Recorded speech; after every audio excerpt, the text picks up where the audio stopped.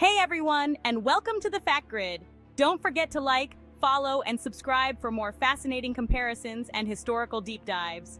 Today, we're diving deep into the world of ancient warfare, comparing two of the most successful military commanders in history, Alexander the Great and Genghis Khan. These men, separated by centuries and cultures, carved out vast empires through their strategic brilliance and ruthless efficiency. But who ultimately had the superior strategy? Join us as we break down their campaigns, analyze their tactics, and explore the factors that contributed to their unparalleled success. Get ready for a clash of titans! Alexander III of Macedon, better known as Alexander the Great, ascended to the throne at the young age of 20. His rise to power was swift and marked by a series of decisive actions that showcased his leadership and strategic brilliance. He inherited a powerful kingdom honed by his father, Philip II, who had transformed Macedonia into a formidable military power. But Alexander's ambitions knew no bounds. He was not content with merely maintaining his father's legacy. He sought to expand it beyond the known world. Driven by a thirst for conquest and inspired by the epic tales of Homer, particularly the Iliad, Alexander embarked on a whirlwind campaign. His military genius and relentless drive saw him conquer the vast Persian Empire, a feat that many thought impossible. His campaigns didn't stop there. He pushed his armies as far east as India, encountering diverse cultures and terrains. His reign, though tragically cut short at the age of 32, left an indelible mark on history. Alexander's untimely death led to the fragmentation of his empire, but his influence endured, shaping the political and cultural landscape for centuries to come. His vision of a unified world under Hellenistic culture continued to inspire generations. Alexander's legacy rests not only on his conquests, but also on his extraordinary charisma, his ability to inspire unwavering loyalty among his troops, and his grand vision of a world united under Hellenistic culture.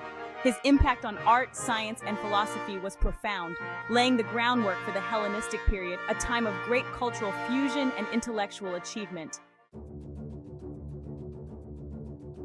Born Temujin into a world of tribal warfare and constant struggle, he faced numerous challenges from a young age.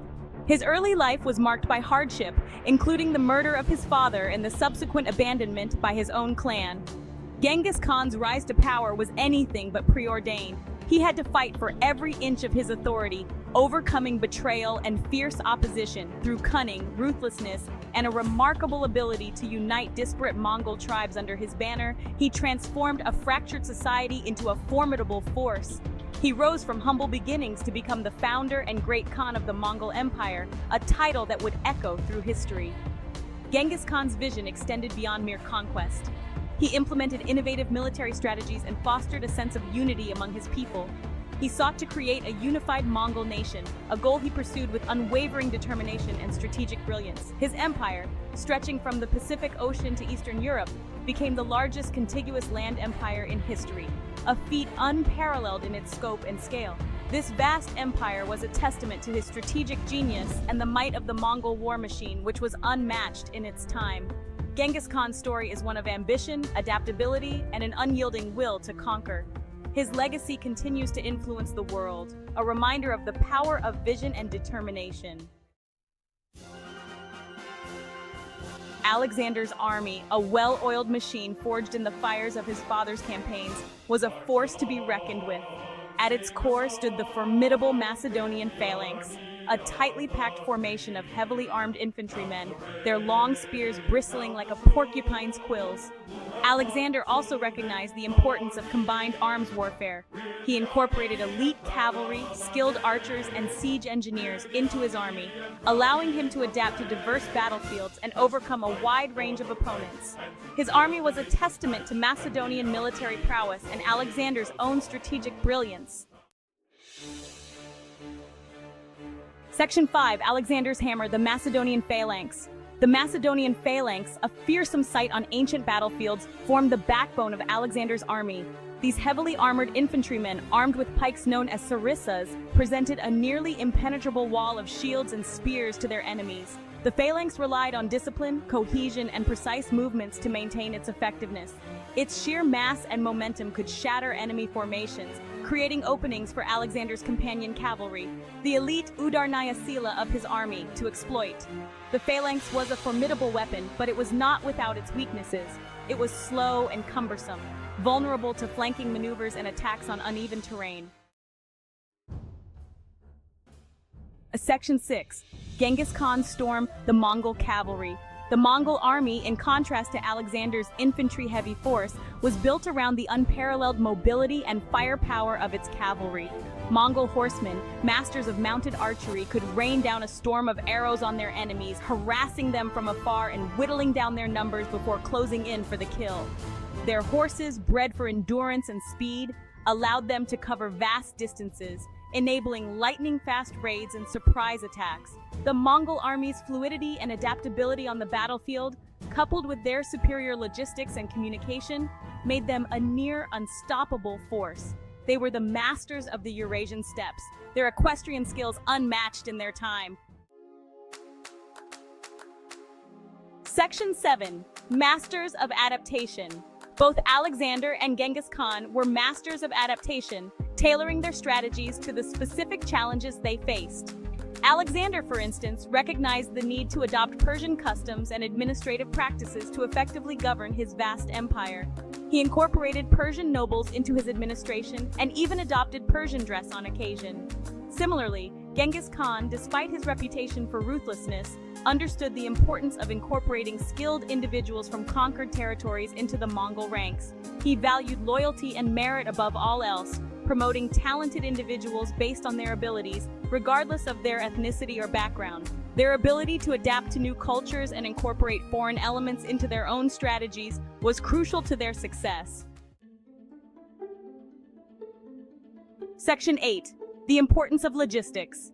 Behind every successful military campaign lies a well-oiled logistical machine. Logistics is the backbone that ensures armies are well-supplied, well-fed, and ready for battle. Both Alexander the Great and Genghis Khan understood the critical importance of supplying their armies even over vast and challenging distances. Their ability to manage logistics often determined the success or failure of their campaigns. Alexander's logistical challenges were immense. His campaigns took him through diverse and often hostile terrains, from the deserts of Persia to the mountains of Afghanistan. He often had to rely on local resources and forage for supplies, putting a strain on his army's ability to campaign deep within enemy territory. This meant his soldiers had to be adaptable and resourceful, constantly on the lookout for food and water. His campaigns were often dictated by the availability of food, water, and other essential supplies. The success of his conquests hinged on the efficiency of his supply lines and the ability to maintain them over long distances. Genghis Khan, on the other hand, benefited from the Mongols' nomadic lifestyle and their deep understanding of the Eurasian steppes. Their way of life was inherently mobile, allowing them to move quickly and efficiently across vast territories. They were masters of living off the land, traveling with herds of livestock and relying on dried meats and milk products to sustain themselves. This self-sufficiency gave them a significant advantage, enabling them to campaign for extended periods without the need for extensive supply lines. Section 9. Beyond the battlefield. While both Alexander and Genghis Khan are remembered for their military exploits, their legacies extend far beyond the battlefield. Alexander's conquest ushered in the Hellenistic period, a fusion of Greek and Eastern cultures that left an indelible mark on art, architecture, philosophy, and science. Genghis Khan, despite the brutality of his conquests, is credited with unifying the Mongol tribes, establishing a legal code, promoting religious tolerance, and fostering trade along the Silk Road. His empire, though short-lived in its unified form, facilitated cultural exchange and the dissemination of knowledge across Eurasia. Their impact on history transcended their military achievements, shaping the course of civilization in profound ways. Section 10. The verdict, a matter of context. So who had the superior strategy, Alexander or Genghis Khan? The answer, as with most historical comparisons, is not simple. Both men were brilliant military minds, adapting their strategies to the specific challenges they faced and the resources available to them. Alexander's genius lay in his ability to inspire his troops, his mastery of combined arms warfare, and his willingness to embrace new cultures. Genghis Khan, on the other hand, excelled in mobility, logistics, and the integration of conquered peoples into his empire. Ultimately, their success stemmed from a combination of factors: military prowess, strategic vision, adaptability, and a healthy dose of ruthlessness. Section 11. Join the discussion on the fact grid. What do you think? Whose strategy do you find more impressive? Alexander's or Genghis Khan's? Let us know in the comments below. And don't forget